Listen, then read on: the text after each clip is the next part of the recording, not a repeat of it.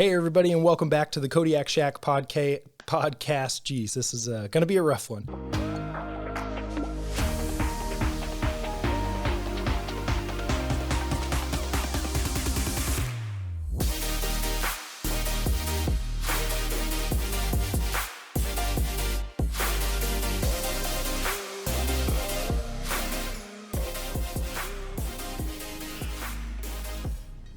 Hey, everybody, and welcome back to the CFACC podcast. Geez, this is going to be a rough one.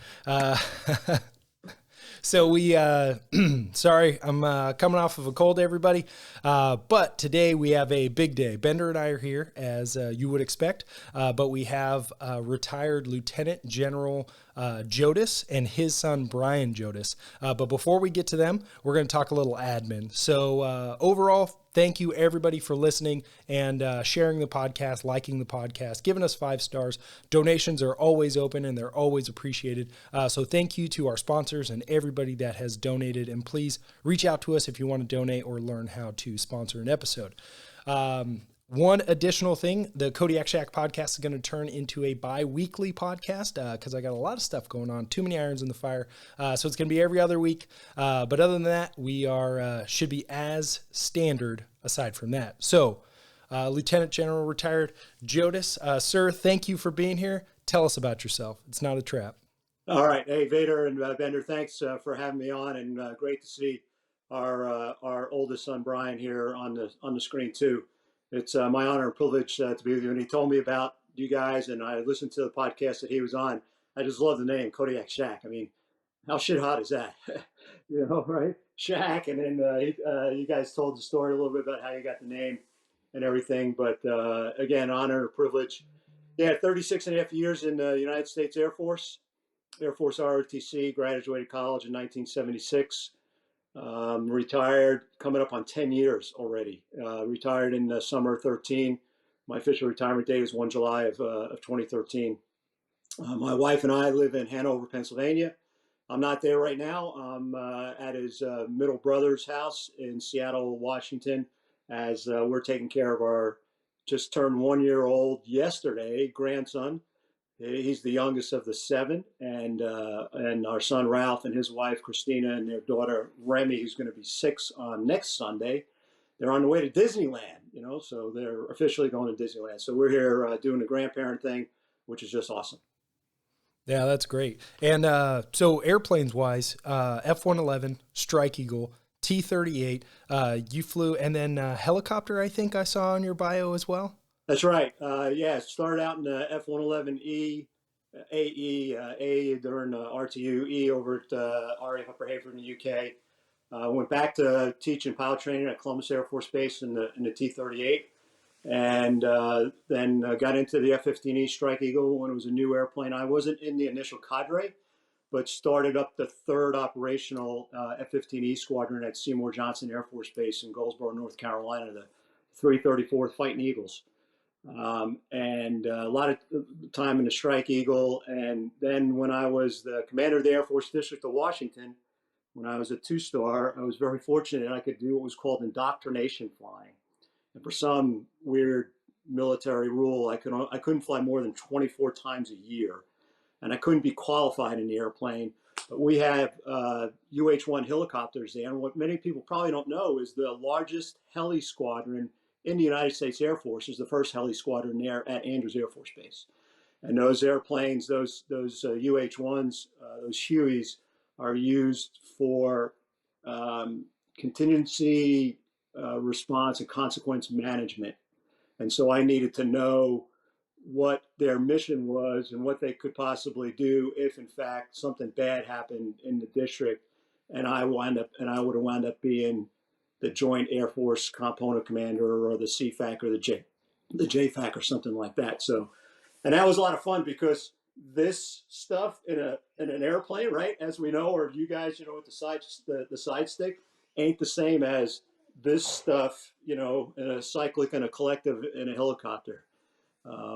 I came back from like my 2nd or 3rd mission, learning how to fly the airplane. And I said to my wife, I've never worked so hard at trying to make an airplane do nothing, and trying to figure out how to hover that thing and stuff. But yeah, so All total, over 3,500 flight hours, a little bit of combat time, and in all four of those airplanes. I think I went over about 25 hours in the Huey. So Well, and then one of the things I saw was because you had two deployments, I think. One of them was just after Desert Storm, and then one was Southern Watch. Is that right? yeah, that's right. So when Desert Storm kicked off in January '91, we were no kidding. Had just literally a week, 2 weeks before that, had just opened up the squadron doors of the 334th Fighter Squadron, and we literally had like three airplanes. And so we started getting guys mission ready and that kind of thing. Um, and so that June of '91, we deployed after Desert Storm had ended, and we went to Dhahran. And the guys that were there from the Seymour Johnson, the 336 Fighter Squadron, they were the first ones, and then the 335th. 336 was the Rocketeers, 335th was the Chiefs. They both fought in Desert Storm. The Rockets came home first, and then part of the Chiefs, and then we went over in middle of June of '91 and to Dhahran, and the Chiefs had just moved up to Dhahran, and we basically started the flying operation there in Dhahran. At that time, there was still a no-fly zone over Kuwait, and so we were doing that. Stayed there for 3 months, and then I went back in fall of '95 when I was a squadron commander. When I went with the 334th in '91, I was a flight commander, and then when I went back in September of '95, I was a flight commander. I'm sorry, I was a squadron commander of the 335th Fighter Squadron of the Chiefs, and we were there for 3 months. And then we were flying over Iraq as part of Operation Southern Watch. And then how did that kind of mission sets, ops tempo, like was it pretty busy, or was it kind of just kind of peacekeeping stuff for most of that? Yeah, well, first go back to right after Desert Storm. At that time, the oil fires were still burning in Kuwait, and so we're flying over Kuwait, and that was kind of interesting at times when we'd have a contact and we'd have to go flying down, not into an oil fire, but through that crap, and get all over the airplane. And it's probably why I can't give blood anymore. Well, that besides and living in the UK, mad cow disease. So that was more just initially in Kuwait in '91. That was more just kind of boring holes in the sky. And since we were nighttime guys. We flew probably 75% of our missions in the middle of the night, which was fine. One of the cool things I got to do there, a little side story, is I got to brief General Schwarzkopf on his last round coming through Kuwait, because there was concern that Saddam was going to try to do something, and my squadron commander, then Lieutenant Colonel Mike Deloney Smiley, said, "Dice, you're in charge of the MPC." And there was a guy on the aircraft carrier, a Navy guy. He was in charge of their MPC, and they were like, "Build a plan if we got to go do something." I mean, this was no kidding. Yellow legal pads and stubby pencils. We didn't have really much of anything. It's just what we had. And so we put together like a 3-night, I don't remember how many target strike packages to go on in there. And then one day they go, "Oh, General Schwarzkopf is coming by on his farewell tour. You're briefing him." And me and this Navy lieutenant commander, 204s, wind up briefing him. It was pretty cool. And it was the classic when E.F. Hutton speaks. You guys might not remember those commercials, but when E.F. Hutton speaks, people listen. And he would start to talk, and no kidding, all the entourage around him would literally just lean in to hear what he was going to say. But so anyway, but then we went back for Southern Watch. Then we were flying over Kuwait, and of course, that both times those were considered combat times. Nobody ever shot at me. I never dropped a bomb in anger. I never shot at anybody. But we were just enforcing that no-fly zone over Iraq at the time. And then again, we still flew a lot of night stuff. Well, and that kind of, so I have a two-part question. We'll get to the second part in a bit. But so initially, you're a captain, then a major, and you're leading squadrons. You're on the very end of the tactical side of things. You are actually executing, your MPC, your mission planning cell, you're also executing these, or you're attempting to if it comes down to it. But then later in your career, you're the guy making the decisions because you become the CFACC in NATO, right? So now we'll kind of get to being the CFACC and how your perspective changed. But when you were still the major doing those things, did you kind of understand the bigger picture and the broader perspective and the impact of the mission planning you were doing, the objectives on the tactical side, even though, you hadn't had that operational or strategic perspective yet? And I'll use that Schwarzkopf briefing as an example, but then I'll also carry forward to when I was remote in Korea for a year, and I was building the pre-ITO, if you guys are familiar with that at all. We can touch on that a little bit. So you're right, that was no kidding, pure tactical execution.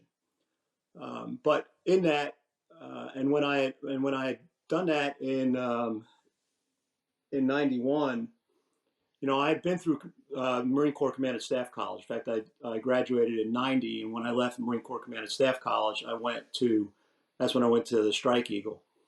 And so, we had obviously gone through strategy, operational art, the importance of connecting strategy to task and how that flows through operational art and those kind of things. So in that case where I sort of was that MPC chief there, post Desert Storm, for that little bit of time, I did have to understand the operational objectives, and I did have to understand that operational art and what that strategy might be. I probably didn't appreciate it as much as I did when I was a CFACC. Now jump forward, a decade and a half, or however that might be, and so. So I did have to understand that, and then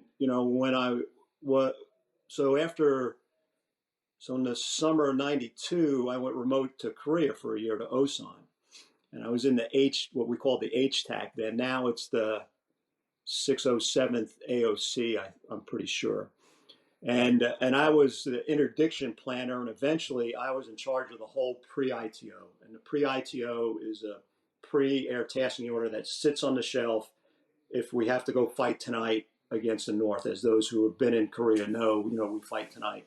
If the North all of a sudden comes south and there's a shot out of the blue, we've got something standing that's there.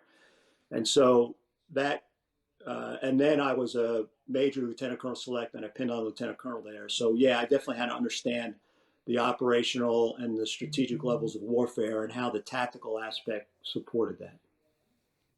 And then, so before we get moving in, too much farther. So Brian, sorry, we've just been kind of jumping right into it. Dude, I'm enjoying it. This is great. I'm just sitting back and y'all don't need me. I'll just be.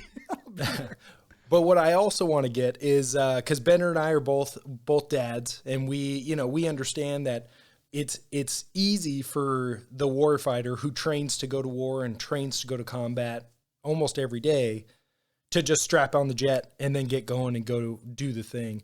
But as a son, as a child of one of those people, is that apparent to you? Did you understand in real time, or when these things were happening, the gravity of the things that your dad was doing? Well, fall of '95, he missed out on a championship soccer season, and left the assistant coach to coach us to a championship. So, I mean, look, I remember that Korea year pretty vividly. I was in the 6th grade. Right. So that's a memorable time of, your dad being gone for basically an entire year. We got to see each other a couple times throughout that year. One for a spring break trip we went to South Korea and got to spend, like a week there. It was awesome. Came back with starter jackets, new baseball gloves, like all this stuff from Korea. But like you remember that, right? Like as a kid, like, like you don't want your dad to leave, to go, but you also are proud because you know what he does and why he's got to go do it. And I'm the oldest of 3, and so my brothers and I probably have very similar memories and also some varying ones. My youngest brother probably doesn't remember a lot of those things. He was very little at the time. He was the blonde-haired kid who, on that trip to South Korea, he was like 5 or 6, all the Koreans were grabbing him because he had this white blonde hair. They want to take pictures with him. So they probably have varying different memories. I mean, I remember some of those early Desert Storm days, but again, that was, a little bit further in the front too. So, you were always proud, right? Always excited for when they came back. We got to go to the flight line and see them when they were coming home and all that sort of stuff. That 6th grade year I remember because it's just like, you're a little bit older then. The key to all of it, right? Dad's got to go do his work, right? On behalf of the nation. The key to all of it, and he would tell you the same thing, is who's taking care of business at home, right? You leave a more than capable, promoted up spouse, right? So if he was a major at the time, then Colonel Jodice, Judy J, was at the house taking care of everything, right? So obviously that's a big part of it. And, that's, as you guys know, as fathers, as family men, right? If the nation calls on you to go to work, right, you've got to trust that the family's at home and they're able to take care of things there. And like, maybe you guys know this or you don't. One of the beautiful things about the community that we were in, and I don't know if it's a fighter squadron thing or what, my guess is it would be similar in other walks of the Air Force and the military, but I can only speak from ours, is you got not just the men in the squadron, you got that squadron around you, right? That's a support system that helps throughout all that. And I remember feeling that when we were kids, right? You always had folks to help. Somebody needed to run you to soccer practice because mom was taking the two other in another direction, right? That unit was always there to take care of us. Yeah, that's awesome. That helps Bender and I, because we want to be there to kick down the door too. So we want to know that the home front will be good.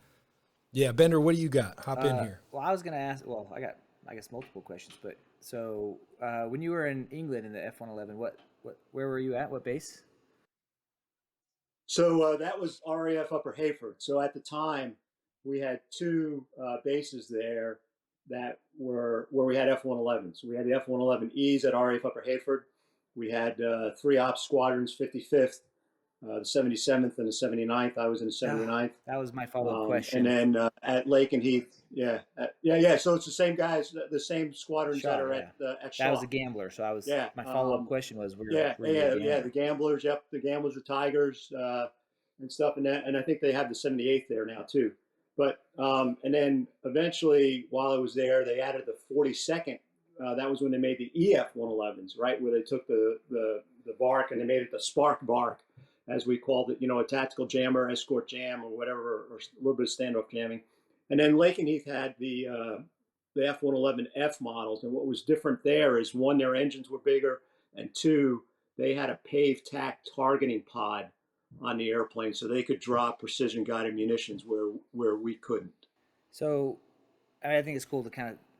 A lot of that is the lineage of what Vader and I did in the Wild Weasel F-16 versions, right? Like that. That was the first targeting pod, right? That the Air Force ever used. That PAVE. What was it called? You know what? I don't know, because I think, and I'm not.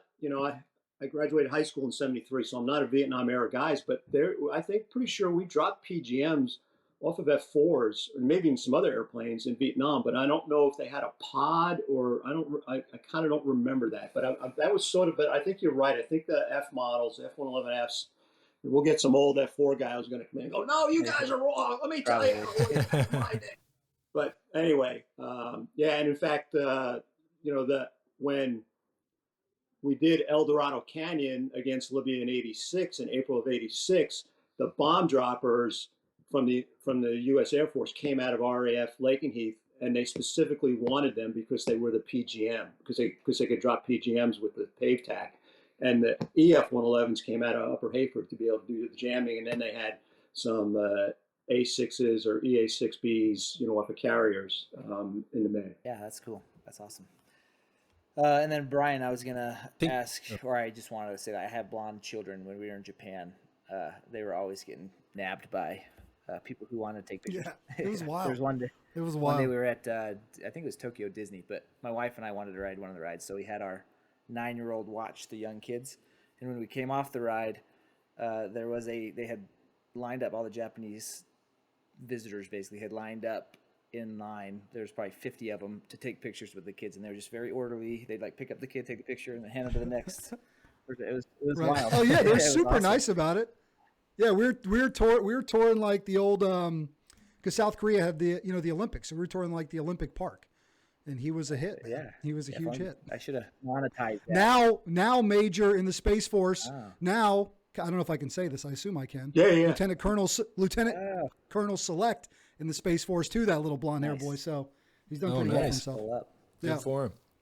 Yep. Well, and kind of going back to talking about precision guided munitions, I don't think if people haven't watched, the History Channel during daylight, at night it turns into some like alien, ancient alien channel. But during the day, it talks about the importance of some of this military tech.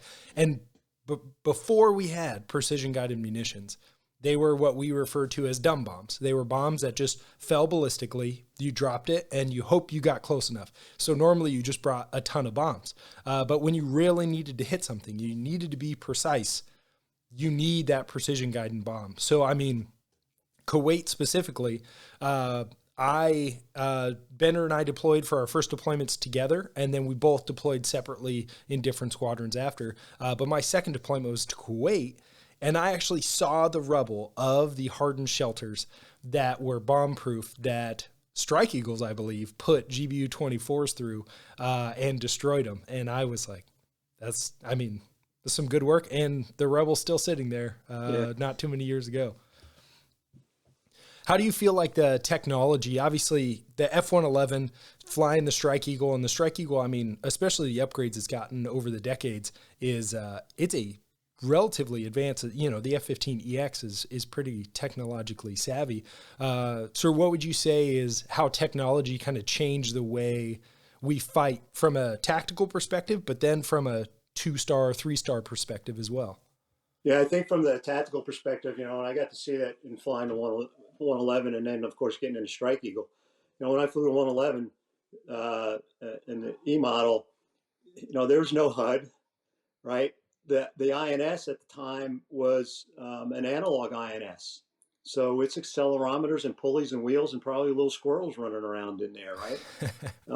And on the top of the dash is a locus, a lead computing optical site. You guys are HUD babies. You probably don't know how one of those things work, right? Nope. Where you crank mills or you offset based on wind and all that kind of stuff. So, but in the 111. Even in the E model, we had the technology. We had the terrain following radar, which was pretty cool, and that same basic setup is in the F-15E. Is in the Strike Eagle today and things. So, but then of course when I get into the Strike Eagle and it's a brand new airplane, now you got this huge ass HUD, right? That's what I don't remember, 12 inches by 12 inches or whatever it is. It's pretty darn big. Everything projected up on there. You've got the forward-looking infrared that you can use at night. So, the terrain following radar is keeping the airplane, at 500 feet above the ground, but that FLIR lets you see, whereas in the 111, the way you saw was the Wizzo using the attack radar. And he is, we didn't have any females at the time, but he is painting in the 111 in the Strike Eagle we did, obviously, but he is painting a picture telling you, come right 10 degrees. There's a little valley here you can go through. And so the comm was very intensive. Wow. Now you take that same mission at night, and I do that in the Strike Eagle, and it's very quiet because the Wizard doesn't need to tell me that because I can see it in my heads-up display. And then eventually, when I was the ops group commander at Seymour Johnson, from late '99 to not quite mid 2001. When we finally got NVG's night vision goggles, that's another whole different ball game and stuff. So those technology things, I think, from a tactical perspective, obviously allow you to have more you would think more situation awareness, and I think you do. And then from a perspective of a 3-star, as the CFACC, one of the first few nights of Operation Unified Protector, OUP, in April of 2011, once we were started, I needed to put a PGM on a small little multiple rocket launcher in the back of a pickup truck next to a shed, and I had Strike Eagles with small diameter bombs. Now, I'm supposed to be thinking at the operational and strategic level of warfare, but I knew tactically what I had. And I'm like, test those guys, because everybody was afraid, because it was like one of the first nights to drop a bomb, a NATO bomb again, but I knew the capability of the airplane, I knew the capability of the weapon, and understood the technology, and said, just go put one on there, and we did, and it changed the whole atmosphere in the AOC that night. What would you say is your perspective on having a operator type, a fighter pilot, someone who is tactically minded in higher leadership roles of the 2-star, 3-star, just overall in the military? I think what it does is you've been there, done that, got the T-shirt and the coffee mug, all right. And what I mean by that is, I was that ATO planner in Korea. Granted, never went to war, but had a plan on the shelf if we had to go to war, and updated that thing all the time. So I knew how ATOs were built, right, and how they should be built. What's the right way? What's the wrong way? Fast forward, I'm an '06 on the Joint Staff in the Pentagon. I'm chief of the division chief in J33 in the European Command Division in current ops when Operation Allied Force kicks off, right? And Operation Allied Force was with regards to Milosevic and Serbia, and when the Serbs were taking out all the Kosovars, right? And now NATO is going to do their operation. As chief of the EUCOM division, everything is being handled over in Europe and through NATO. And Lieutenant General Mike Short, and God rest his soul, right? He is the CFACC. He is the 3-star that's doing that stuff. And I'm seeing all this stuff flow through. Everything's flowing through my office. Targets, all this stuff that's another whole story. But I learn all from that. I watched that all take place as a colonel. Now, 12 years later, I'm Mike Short. Right? I'm not as good as Mike Short, but you get my point. Now I'm the CFAC for the next NATO operation that NATO didn't think it was ever going to have again, an out-of-area operation in Libya. And so, the example I use, I give a whole presentation at the CFAC, JFAC course down at Maxwell Air Force Base 3 times a year to 1 and 2 stars on being the CFAC for the Libya operation for OUP. And, and I tell them one of the important things about being all together, as a whole CFAC or Air Component Command, because we weren't initially, but after a few days we were, was that I could have the Dutch major sitting right next to me, briefing me on the ATO that I'm signing off on, okay, and I know where he's coming from. I know how it's been put together because I've been there, done that, and I've got all the experts sitting around the room. From the guys flying the F-16 CJs to the guys and gals that are, in the ISR business, to the air-to-air refueling and all that stuff. And I've got, my other close-in staff nearby, and I can tell them the importance of connecting the strategy to the task and going through the operational part, and I've got to think at the operational level of warfare, but yet I can assess what we're trying to accomplish tactically. And the challenge, of course, always is to not to be back to be that tactical captain, or that tactical lieutenant general, and make sure that I keep myself up at the appropriate level. And in today's day and age, I use this expression all the time. As a component commander, any component commander, or any component deputy, and certain people on their staff, especially as a component commander, I've got to be able to connect strategy to task and task back to strategy in today's day and world in single-digit seconds, because of the flow of information, how quickly it is. So for me, that understanding of how the foundation is built at the tactical level, how do I then employ that and take that and go into the operational art? And schooling plays a part in that, right? Through our professional military education. But the real part is the experiences that you gain, right? And I'll go back to one other story.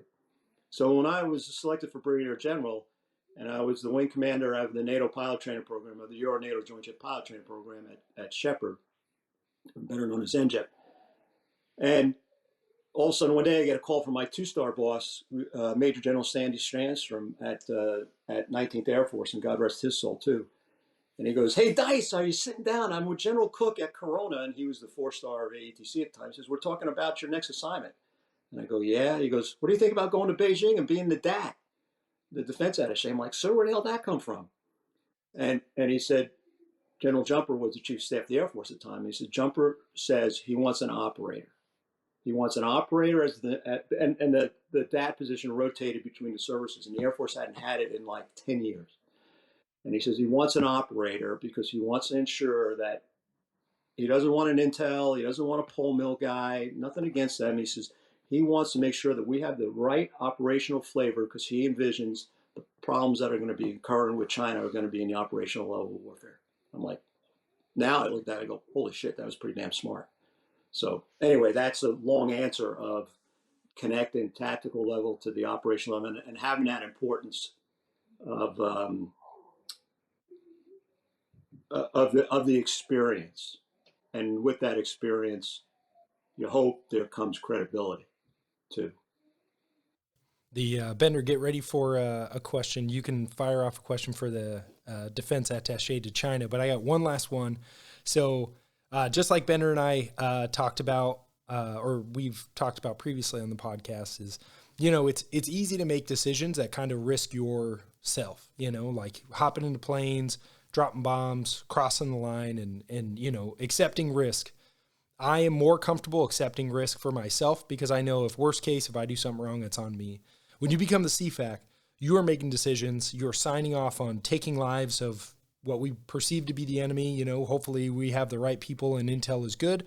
You're risking lives of military members. How much gravity was there being the CFACC and sending people into Libya and doing things like that where you have to, like, did it weigh on you a lot? Because I think a lot of that gets lost in like a tactical guy who's just like, I read the ROE, I read the spins, now I'm going to fight.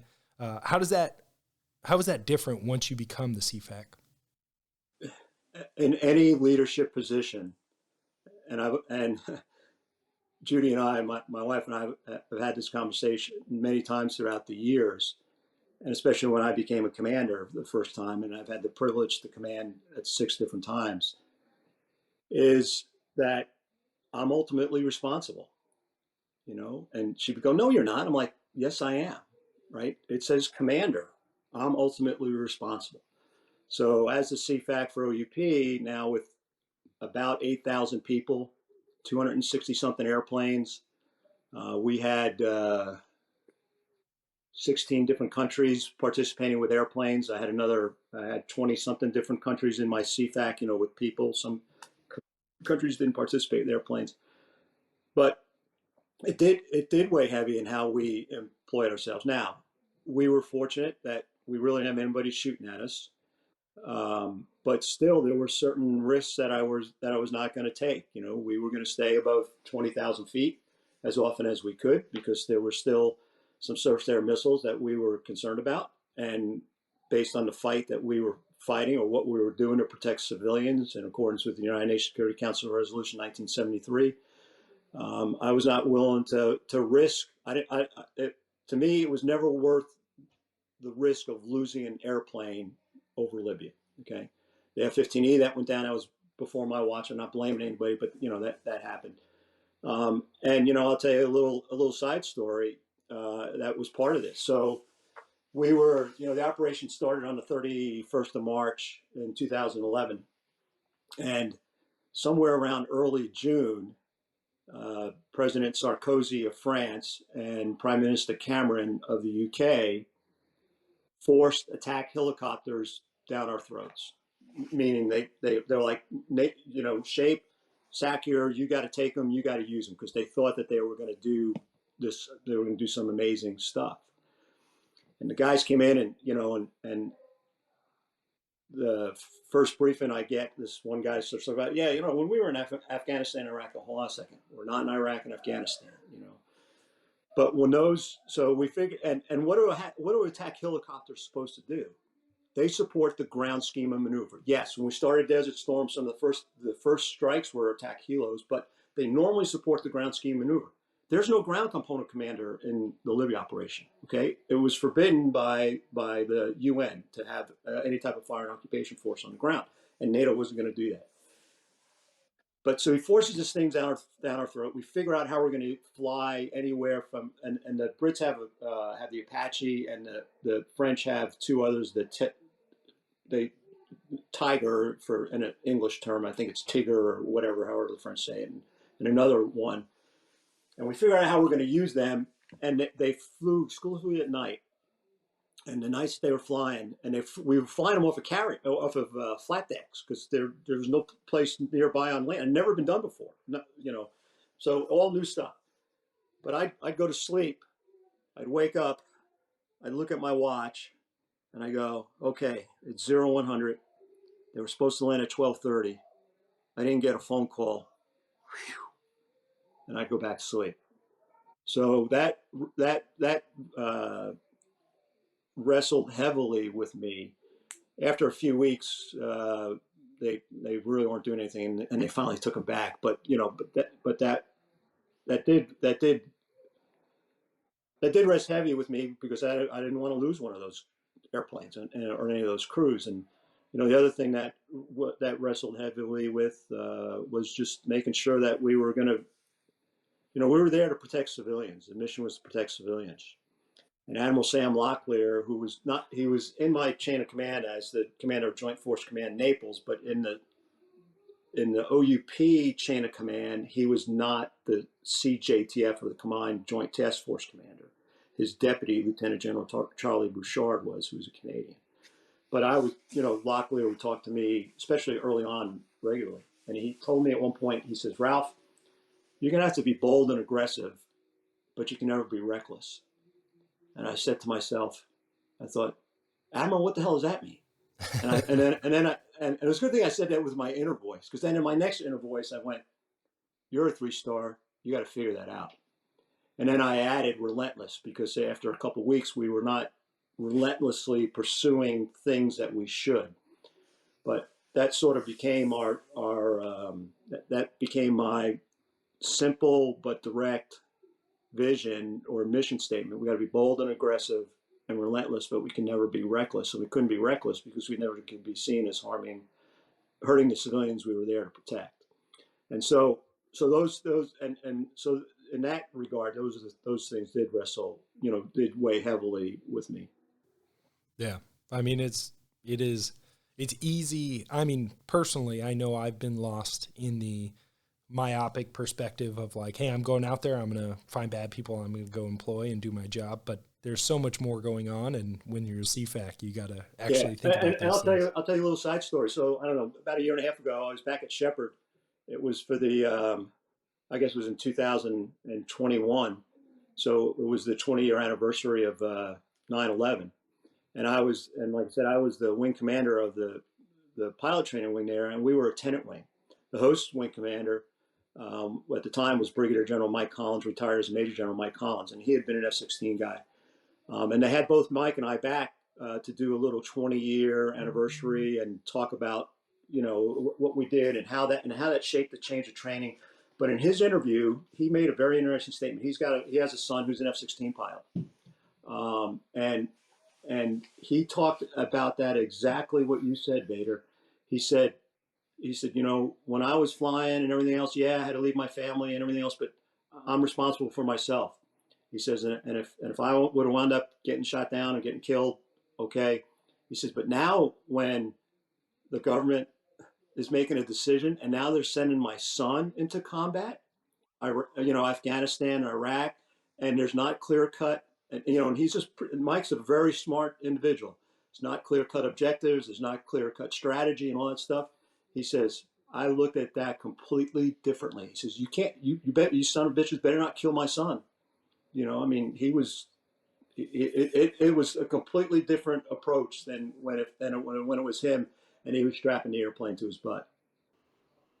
Yeah, I think people who haven't done it probably don't even understand how they can be different, because you're like, oh, it's the same thing, but you're like, oh, it's so much different. It is so much different. Did you ever feel the pressure from the units? I just remember when Vader and I were there, we were just chomping at the bit. Every night we'd go up, and if I brought bombs home, I was pissed. Do you ever feel that pressure coming from the tactical side? Like, why aren't we doing more? Like, why am I wasting 6 hours and not hitting targets that I know are there? I know they're bad. I'm ready to go. Yeah, we did. I mean, and and I would hear that come up through either the grapevine or through the. I have to say, I never had a squadron commander call me. I mean, they could have, and I would have gladly spoken to them, but they might have spoke to Colonel Woody Yarborough, who was my CFACC director, In fact, Woody had been a Wilhelm guy and an F-16 guy.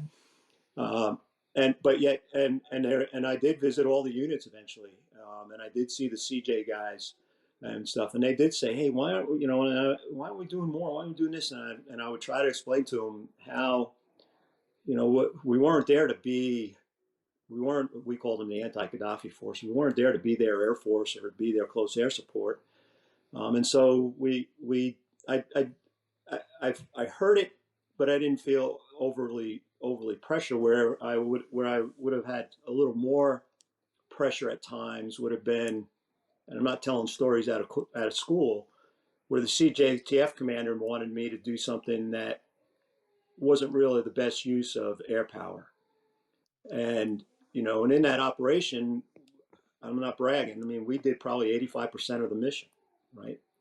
There was some stuff was done off of the by the maritime component with regard to boardings and regard to arms embargo. They did employ some ordnance from ship to shore and that kind of thing.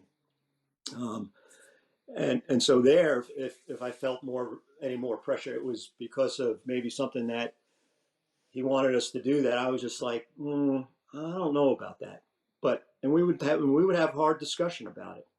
And I talk about this all the time at the Air Component Commander course. I said, sometimes you just got to go general to general, admiral to general, admiral to admiral, general to admiral, and you got to put your ego aside. You got to have those hard conversations, because we are talking about the treasures of our nation, and I'm not talking about airplanes and ships and guns. I'm talking about people, and you're putting them out there, and we got to make sure that we're doing it the right way.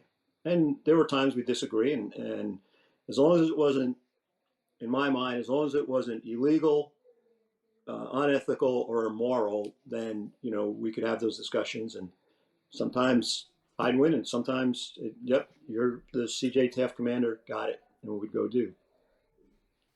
I think too, guys, if I can just just having learned so much, right, from great leaders and seeing leaders like him and just other men I've been around, the more that, whether you're leading at the highest level like that, or whether you're leading a nonprofit of 6 people, the consistency that you have in your leadership to cast vision, make hard decisions, and enforce standards. Like, if you're consistent in that all the time, then when you get thrust into a big deal like that, your consistency pays off. And as long as you're casting that vision and you're showing everybody that you're going to enforce the standard and make the hard decision when you have to, hopefully that then trickles down, right? If the commander is consistent in that, then that goes down to the next guy, who goes down to the next guy, who ends up with the guy whose butt's in the airplane. And that sort of vision is cast, and then that's a culture building, right? To where then maybe it doesn't bubble up. Why aren't we bombing the shit out of these guys? Like, no, because the vision's been cast. Here's what we're doing.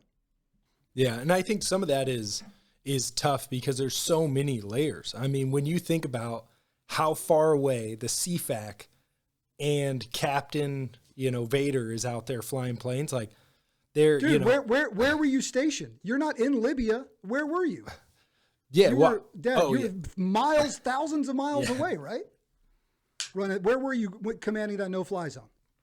Oh, where was I? Yeah, where were you? I was in Poggio, Renatico, Italy, so up about an hour drive north of Bologna.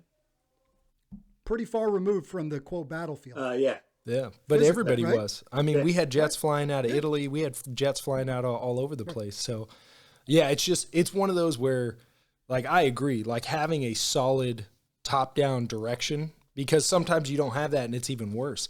But I think it is a challenge. People have asked me, like, hey, how is it different between your first deployment and second deployment? And it's like, even though there may be a different administration, it may not get down to the end user just because there's so many layers. How much political pressure, or, senators, congressmen, stuff like that, did you experience when you were in that position, or were you insulated from that in some way?